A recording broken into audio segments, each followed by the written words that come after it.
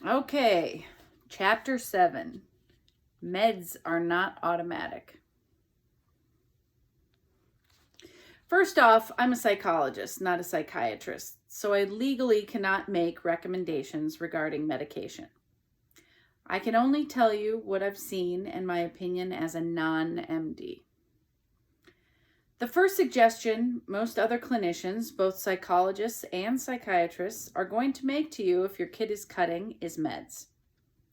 Psychotropic medication is an option for depression and anxiety and may be what your kid ends up needing, and it may help your kid. The danger, in my opinion, is the trend to over-pathologize teens and young adults, particularly if they're female, a person of color, or trans, to over-medicalize cutting and other self-harm behaviors, and to over-medicate the people that engage in cutting.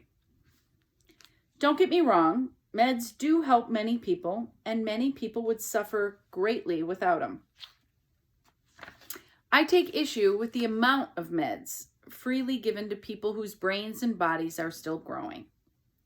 The truth is, we really don't know what that does to a person's brain. The brain is still largely unknown, and the vast majority of psychiatrists grossly underplay what a crapshoot meds are.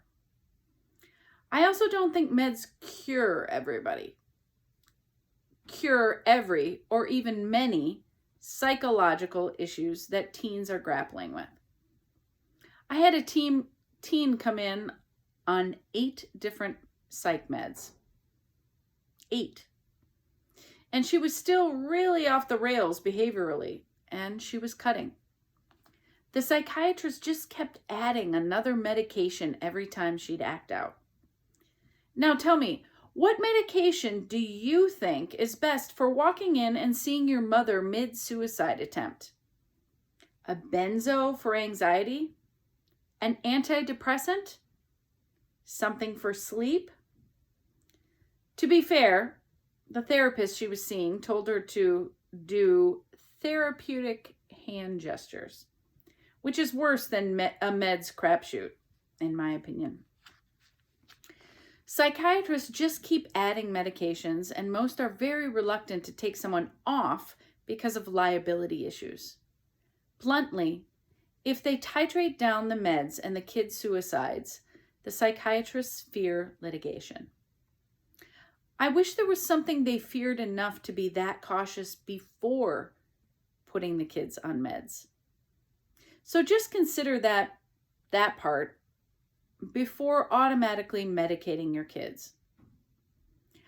I have worked with a couple psychiatrists that will work with the kids I see and have safely gotten them off all their meds, even when they started on anything from 3 to 8 different daily ones.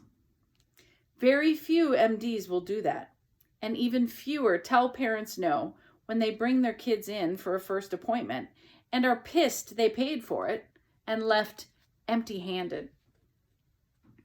I, clinically and personally, don't think such things ought to be evaluated like a business transaction. It's a kid's brain we're talking about, for fuck's sake. You can draw your own conclusions, but having the facts makes for an educated decision, and you do have alternatives to meds.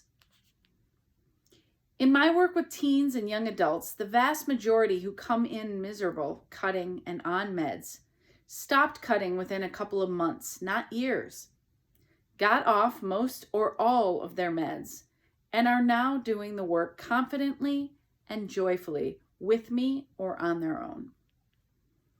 Okay, so when you discover your kid is cutting themselves, here's a pretty straightforward protocol of questions you need to ask and get answers for. Hospitalization. Does your kid need to go to the hospital for cutting? Questions. Well, do they need stitches? Did they cut themselves, pass out, and hit their head? Are they telling you they want to die?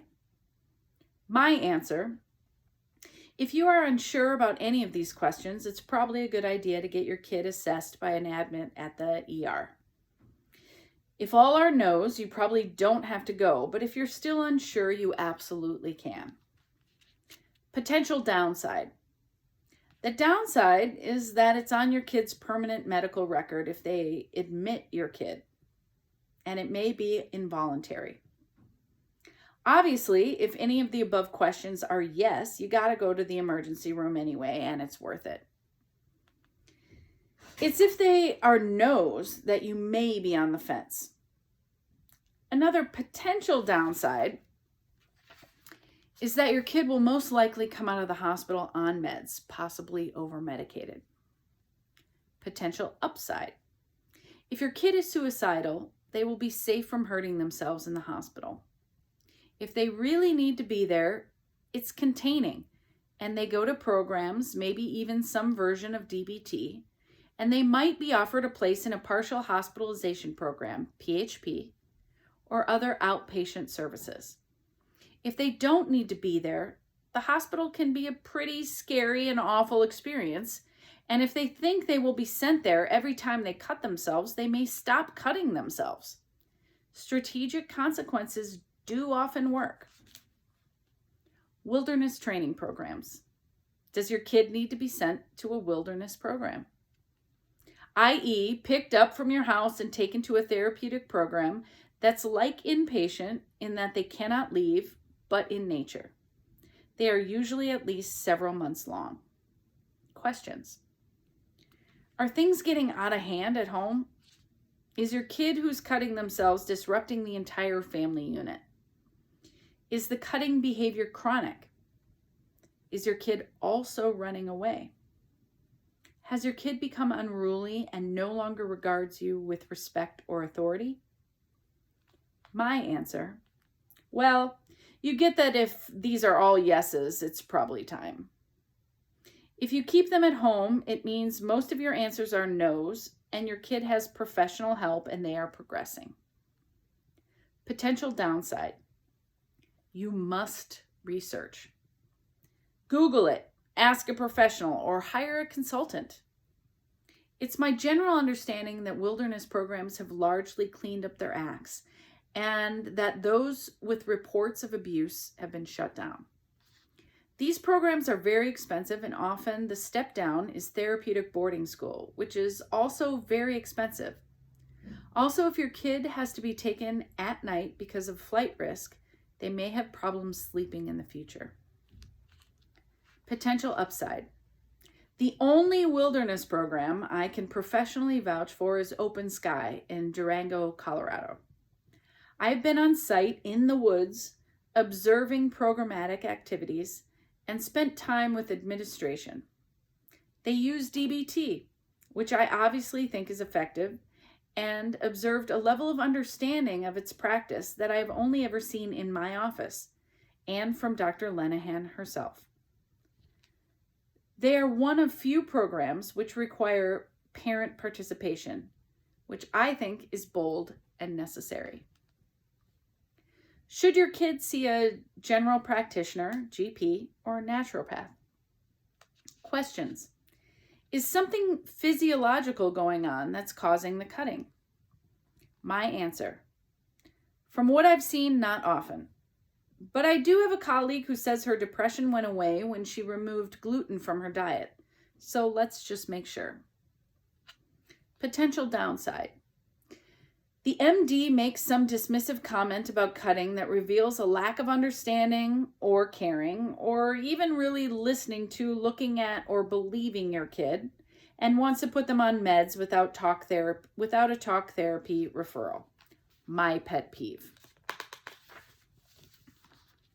Potential upside. Get the data. Insist the MD, PA, NP, or naturopath order a full blood work, a urine and stool test, and test for food allergies. You're here for rule outs. For psychotropic medication, get assessed by a specialist, a psychiatrist. Mental health. Does my kid need psychotherapy/talk therapy or meds? Questions. Are they cutting themselves but somewhat still functional or not? My answer. I absolutely do not agree with putting a teen or young adult on brain chemical altering drugs without talk therapy. Period. A decent psychiatrist will agree with that too. Meds are for helping a person level out to a point where talk therapy has a chance of being effective. Please do not try to use a psychiatrist for anything but medication management. They think they can do talk therapy. They can't. MDs don't listen. Active, empathic listening is integral to talk therapy's efficacy. And if your kid is cutting, they do need to talk to a professional who understands the complicated psychology around self-harm behaviors. More in Chapter 9. Potential downside. You get a useless narcissist who doesn't help and costs you a shitload of money. Your kid may get misdiagnosed with the latest trendy diagnosis and possibly get sent for unnecessary meds, get worse, and now doesn't trust talk therapy. Potential upside. You find the right fit for your kid for talk therapy and don't need to put them on meds, and not only do they stop cutting themselves, they learn tools for coping that increase instead of decrease their sense of confidence and self-esteem, and they grow into a healthy adult that loves and respects themselves. Not hyperbole. I've seen evidence many times. It's tough to navigate the field of mental health, doctors, programs, and pills, not to mention the broken system of insurance, which is even worse regarding mental health.